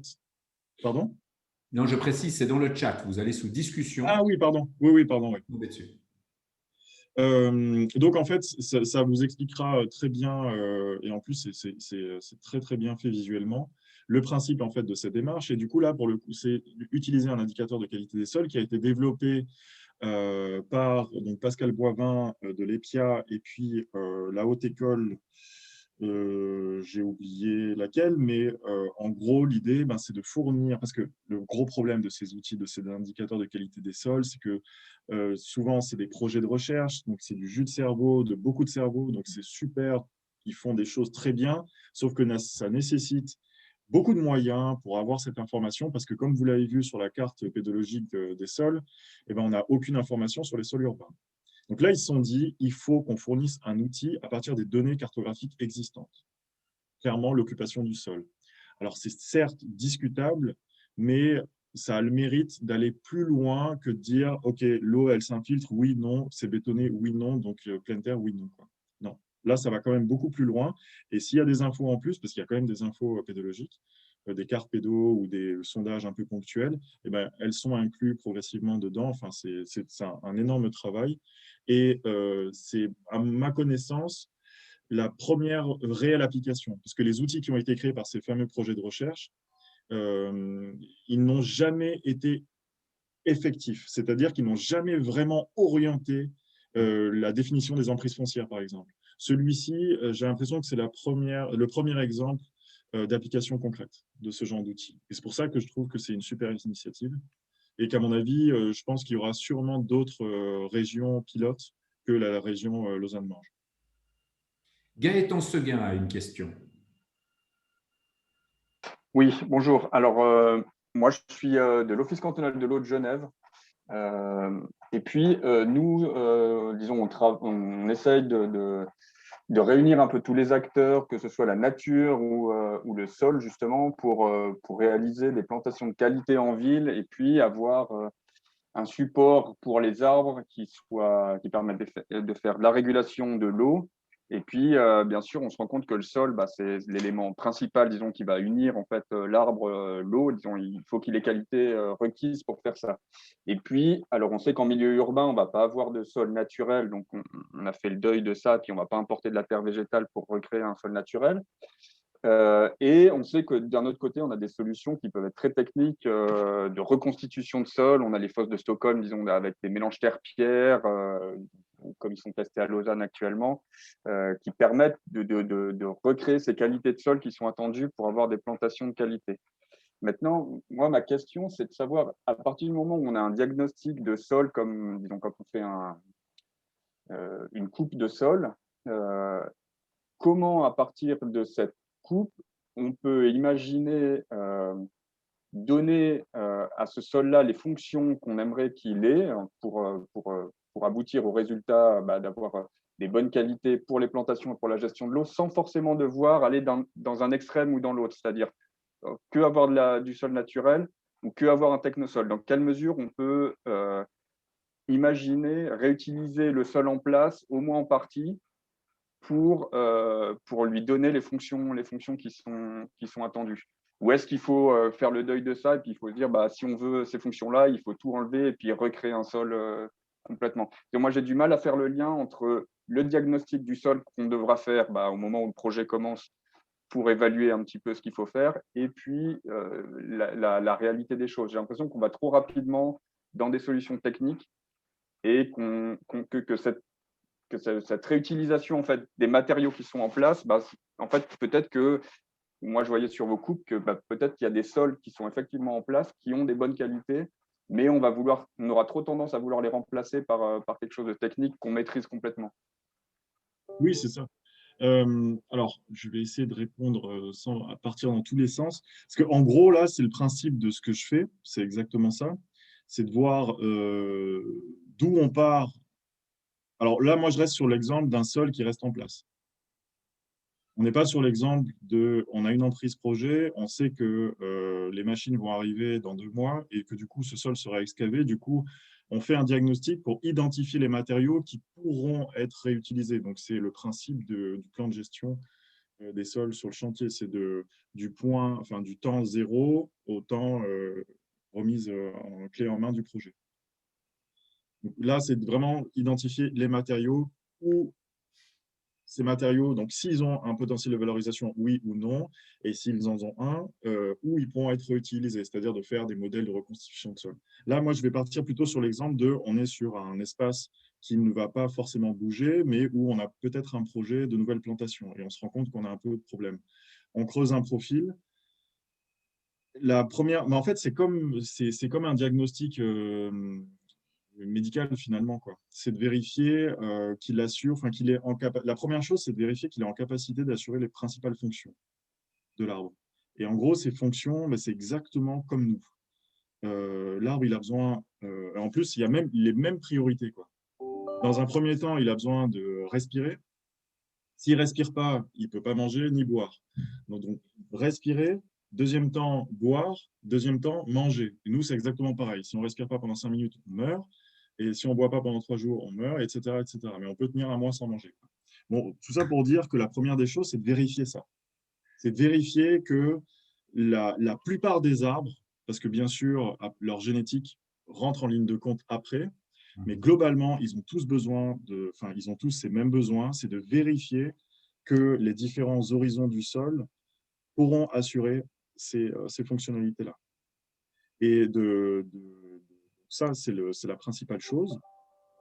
La deuxième chose, du coup, c'est ce que je disais, c'est à partir du moment où on a des sols en place, où on sait très bien qu'on va devoir faire avec, du coup, là, on rentre dans un modèle d'adapter la palette végétale au sol. Alors là, moi, c'est un sujet qui me passionne beaucoup et qui a aussi ses limites parce qu'on ne peut pas maîtriser entièrement le vivant parce qu'on simplement, on a quand même beaucoup de limites, quoi. Et tout ça pour dire qu'en fait, on sait que les arbres, ils ont leurs préférences. Les arbres, ils ne poussent pas n'importe où, n'importe comment. En gros, ce qui est intéressant, c'est que ils ont leur génétique et on sait qu'ils peuvent aller au-delà de leur génétique. Mais pas tous ne peuvent le faire. Je ne sais pas si je suis très clair, mais ce que je veux dire, c'est qu'en gros, on peut classer les essences dans des catégories. Il y a les essences qui sont hypersensibles. En gros, on sait que le sol a une contrainte. Imaginons que la contrainte, c'est qu'il est très peu drainant et qu'on sait que l'arbre va avoir les pieds dans l'eau. Ça, on le sait. Et qu'on ne peut pas trop faire grand-chose pour y remédier parce qu'on ne va pas faire un sous-solage sur 1 mètre parce qu'il y a trop de moyens. Donc, on va être obligé de faire avec. Donc, la chose, c'est de se dire, OK, l'essence hypersensible, elle voit qu'il y a une contrainte et du coup, elle ne peut rien y faire. Et elle, on ne lui donne pas longtemps à vivre. L'essence qui est sensible, elle voit qu'il y a une contrainte et elle met en place une stratégie d'adaptation. Donc là, elle contrecarre un peu sa génétique. En gros, j'ai un horizon qui est hydromorphe, et ben, je vais m'étaler plutôt comme ça qu'en profondeur. Là, je parle des racines. Et après, il y a les essences qui sont dites obstinées. Elles voient qu'il y a une contrainte, elles s'en foutent, elles y vont quand même. Donc là où je veux en venir, c'est qu'en connaissant ces données, en fait, c'est des données d'autécologie. En gros, c'est de voir comment se comportent les arbres dans leur milieu naturel. C'est de relever finalement la palette végétale qui a le plus de chances de s'adapter sur ce sol-là. Quand on a peu de moyens en fait pour aggrader, en gros, les pratiques d'aggradation, c'est des pratiques d'amélioration des sols pour optimiser le végétal. Quand on sait qu'on a peu de moyens parce qu'on a un substrat à partir du moment où vous avez le substrat géologique qui est très très peu drainant, vous avez le sol dessus, je reste toujours sur cette problématique du drainage. Quand on sait qu'on peut très peu, enfin qu'on a très peu de levier par rapport à cette question-là, eh ben, l'une des solutions, eh ben, c'est de plutôt porter la réflexion sur la palette végétale. Je ne sais pas si je... Ouais, en partie, mais disons, ça veut dire que je comprends bien qu'on va planter en fonction de la qualité du sol qu'on va trouver, mais si on veut donner des fonctions supplémentaires à ce sol-là, justement, si on veut utiliser ce sol ou ces fosses de plantation pour y envoyer de l'eau pluviale dedans, pour décharger les réseaux ou même éviter d'en poser, est-ce que, disons, comment se fait le processus à partir du diagnostic pour donner une qualité au sol qui lui permettent de remplir, par exemple, cette fonction de gestion des eaux ou de stockage des eaux, sans avoir à tout virer et à tout reconstituer.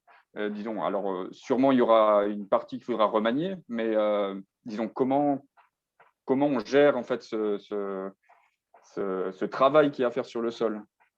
Ok.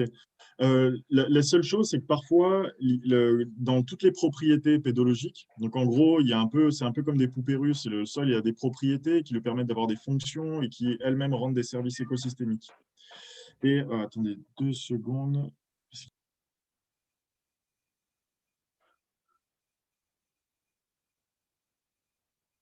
Le chat. Mais il dort toute la journée et pile quand je suis dans une présentation, il faut qu'il se réveille, quoi. C'est insupportable. C'est comme l'ordinateur qui s'éteint d'un moment.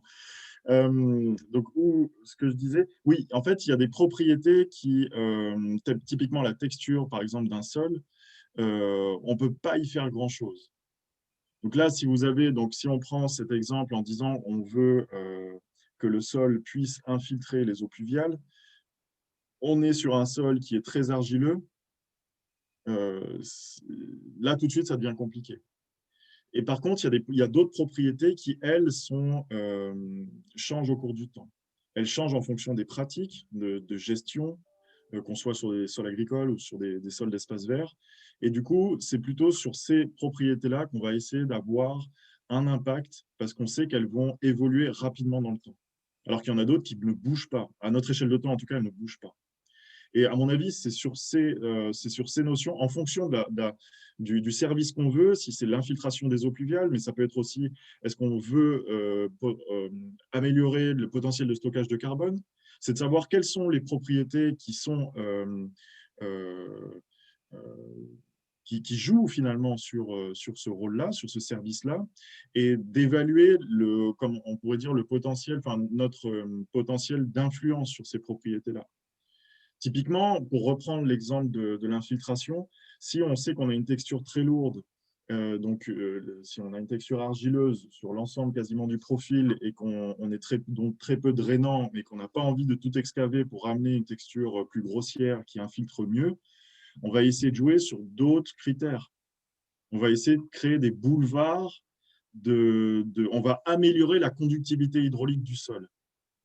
Et la conductivité hydraulique, ben, c'est juste la vitesse d'infiltration de l'eau. On va créer de la porosité.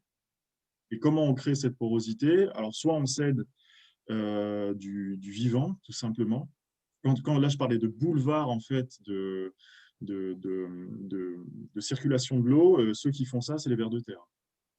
En fait, il y a aussi une image qui a... Enfin, une vision qu'on a besoin de changer. Quand je disais tout à l'heure de ramener les processus de l'agroécologie en zone urbaine, c'est que souvent, ça peut faire sourire quand on dit ça. On va dire, ouais, on va ramener des vers de terre, on va utiliser le vivant pour améliorer la qualité de nos sols. Ça peut faire sourire parce qu'on dit, ouais, bon, c'est sympa d'avoir des vers de terre, mais à mon avis, ça ne va pas changer grand-chose, quoi. Et je pense qu'en fait, on sous-estime encore trop le rôle que peuvent avoir ces organismes dans le fonctionnement global du sol. Parce que quand vous avez un sol, typiquement, qui est très peu remanié, où on n'est pas du tout à 100 vers de terre au mètre carré, mais qu'on frôle les 500 vers de terre, bah là, je peux vous dire que la conductivité hydraulique du sol, c'est plus du tout la même chose, quoi. C'est vraiment plus la même chose. Donc là, c'est un exemple sur lequel on peut jouer, mais il y a d'autres exemples de propriétés sur lesquels on va pouvoir... C'est comme des leviers, en fait. Il faut voir quels sont les leviers qui sont vraiment rouillés et bloqués et quels sont ceux sur lesquels on peut jouer pour améliorer cette fonction. Et ça peut être pareil pour les autres fonctions qu'on a listées tout à l'heure. Bon, de ce que vous avez dit là, en gros, vous avez, si j'exagère le discours, c'est de dire, mais finalement, il faut s'intéresser au sol presque, et c'est un petit peu l'objet de votre thèse, presque un peu pour évaluer les qualités de certains sols pour certaines fonctions, etc. Donc, on ne met pas en question les fonctions. Et puis surtout, on devrait, c'est ce que ça pourrait sous-entendre, dire, là, on n'urbanise pas parce qu'il y a des trop bonnes terres, et puis là, on peut urbaniser parce que les terres sont moins bonnes pour telle et telle fonction.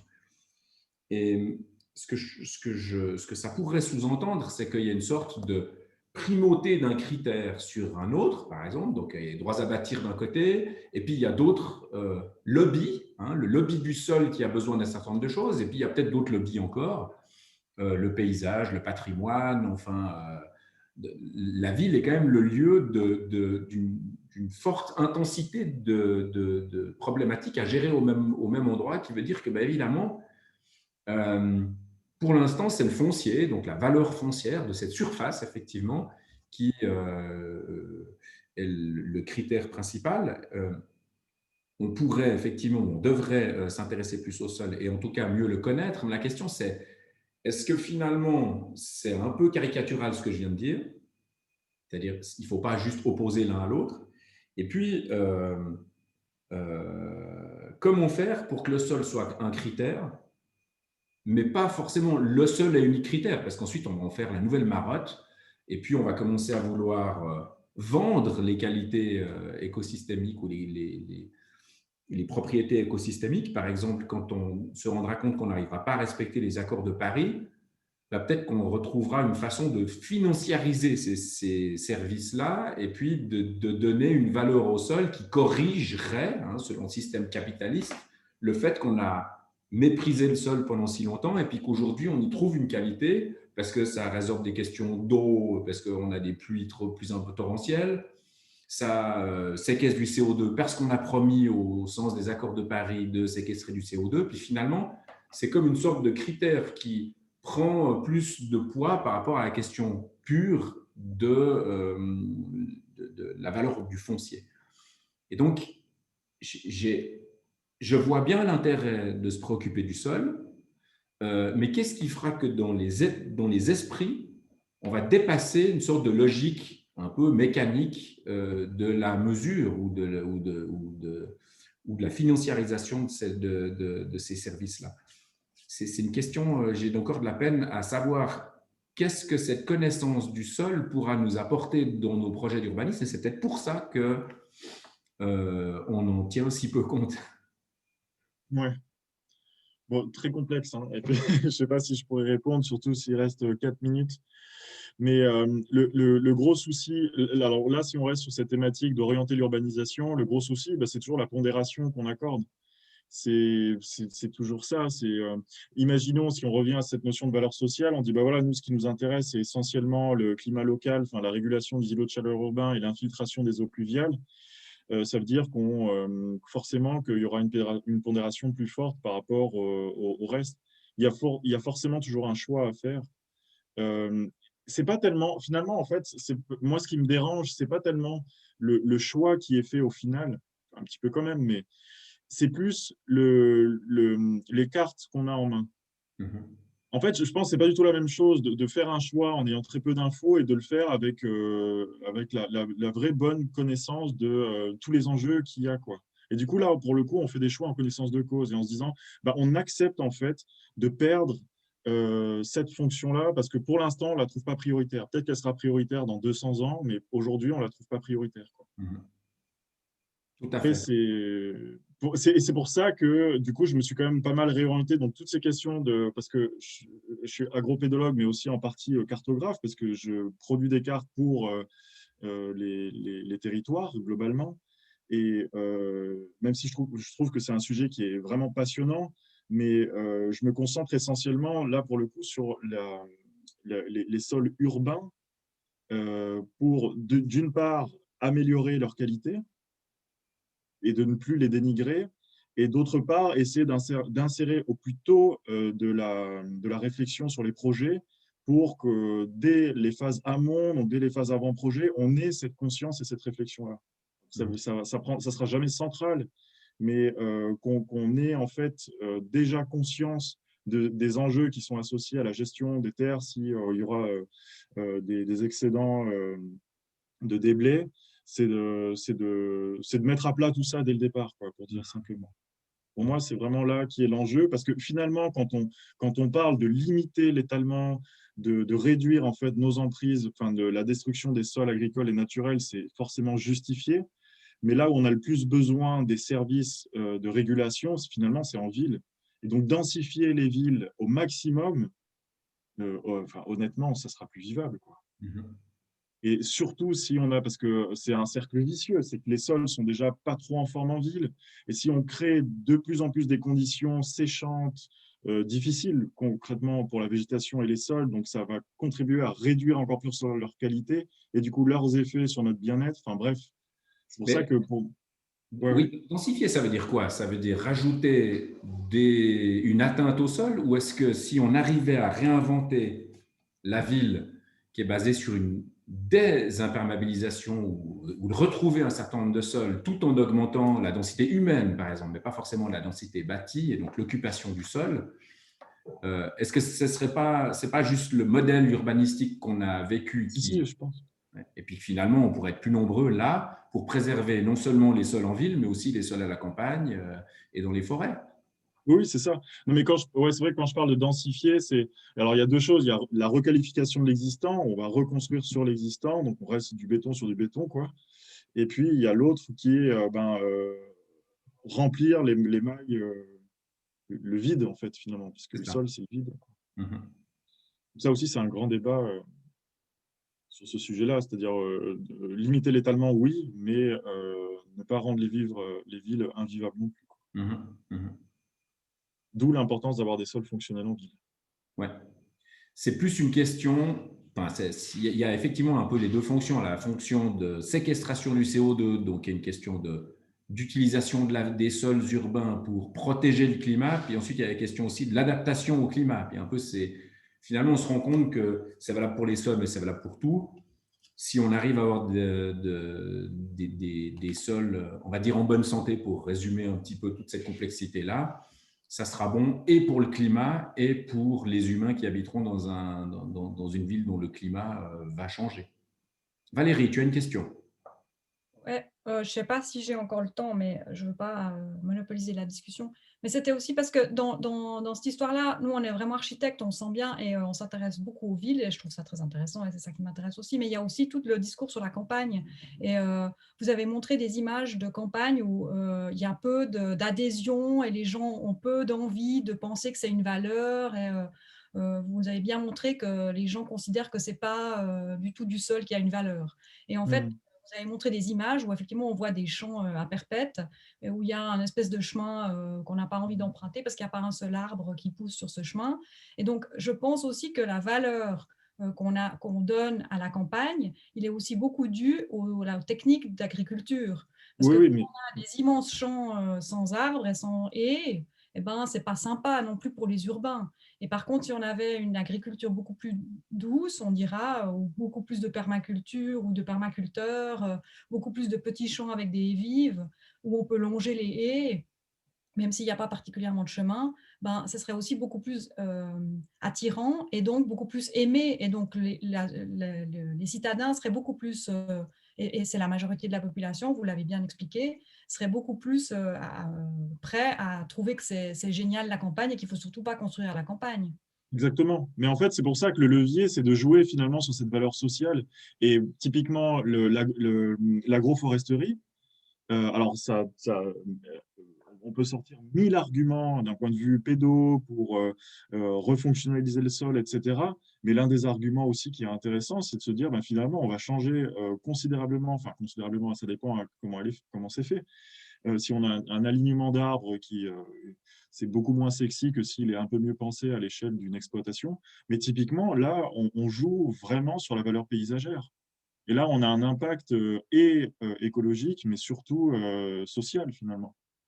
Et oui, clairement, en fait, les exemples que j'ai montrés, on peut pas vraiment les pointer du doigt. Parce que finalement, l'élu, en mettant en place ce genre de projet d'aménagement, ben, ça passe tout seul. Parce qu'effectivement, tout le monde, les gens en ont marre de voir des champs à perte de vue, des choses qui sont vraiment pas sympas à voir. Et en plus de ça, il n'y a aucun lien entre la production et la consommation. Là, les terres qu'on a vues, c'est du lin qui est envoyé en Inde pour être tissé. Enfin, du coup, il y a aucun lien. Donc forcément, vous ne bénéficiez pas des productions agricoles. Et en plus de ça, le paysage qui porte, il est moche. Donc oui, créons un écoquartier avec de beaux arbres et des beaux chemins où on pourra courir. Et là, même moi, je serais d'accord avec ça. Si je vivais là, je disais, bah oui, c'est vrai que c'est quand même plus sympa. On pense un peu à nous, quoi. Donc, C'est beaucoup des questions de consommation de mètres carrés, mais peut-être aussi que si on change ces grands champs en petites parcelles d'agroforesterie, permacole, etc., c'est peut-être pas non plus la même alimentation. Donc, il faut aussi ouais, ouais. accepter ce changement-là, il est un petit peu plus profond, et puis on ne peut pas vouloir le beurre et l'argent du beurre non plus. Bah oui, non, mais c'est ça, c'est vraiment complexe. Et c'est pour ça, si on se met à faire des bocages de partout, alors c'est très joli le bocage. L'un de mes autres territoires, c'est Angers-Loire Métropole. C'est une région bocagère, donc on voit qu'ils sont quand même peu touchés comparativement. Ouais. Parce que oui, il y a plus de liens entre production et consommation, mais aussi parce que esthétiquement, ça a vraiment une typicité, ce paysage, ça fait partie du territoire et tout le monde le reconnaît. Alors, et c'est sûr qu'aller planter des arbres, c'est sympa, mais il faut qu'il y ait un changement profond sur les exploitations agricoles. Enfin, ça remet en question beaucoup de choses, en fait, de changer ce paysage, quoi.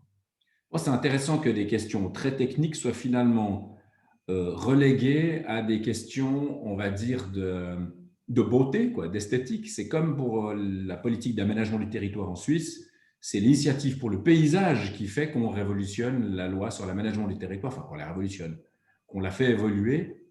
Et c'est assez intéressant que la finalité, qui est peut-être la plus subjective, la plus affective, qui prend le pas sur des questions finalement beaucoup plus techniques en définitive. Moi, ça me plaît Ouais, pas mal cette idée-là aussi, parce que la beauté, c'est un peu la synthèse de l'ensemble de tous ces paramètres, de tout ce qu'on doit mettre en branle pour réussir à faire la pesée d'intérêt, le projet. La beauté, c'est un petit peu le lobbyisme du projet, quoi, finalement. On n'est pas l'un pour les sols, l'autre pour la promotion immobilière. C'est qu'on fait tous un peu le même travail de la transformation du territoire et que c'est important d'avoir une vision un petit peu plus complexe et riche que ça, effectivement. Bon, merci beaucoup Yannick Poyas, c'était hyper intéressant. Merci à vous. Pour beaucoup d'aspects, je trouve que c'est des questionnements qui sont non seulement importants à savoir, qui sont une sensibilisation importante pour les architectes urbanistes. Donc, c'est hyper précieux. Je pense qu'il faudrait faire un cycle sur le sol plutôt que de s'en tenir effectivement à cette présentation. Mais c'est un très bon début en tout cas. Merci beaucoup. Et puis, je vous invite à participer aux suivantes qui sont elles aussi assez éclectiques comme… Moi, j'ai vu, j'ai pas pu pour la première, mais j'aimerais bien participer. Ouais. Ouais, bah, la première était intéressante parce que c'est un informaticien qui s'est lancé dans la permaculture en définitive et puis qu'il il est en train d'abandonner son premier métier pour remettre les mains dans la terre. Avant, il vendait des cartes-mères made in China et là, il commence à abandonner les webinaires, hein, puisqu'il n'y en a plus besoin, et il travaille la terre. C'est extrêmement intéressant de voir ce passage-là, ces transitions douces pour lui. Et des transitionneurs, on en verra encore quelques-uns les jeudis midi. Donc, merci encore Yannick Poyas. On aura plein d'autres occasions de se voir, en particulier ouais. le 11 novembre, j'espère, à Sion, pour la journée d'études sur l'alimentation organisée par Espace Suisse et plein d'autres occasions. Merci. Merci à vous. Tous d'avoir participé. Et puis, merci à vous tous. Ouais. À un de ces jours. Oui, j'espère bien. Bonne journée. À bientôt. Merci beaucoup. Au revoir.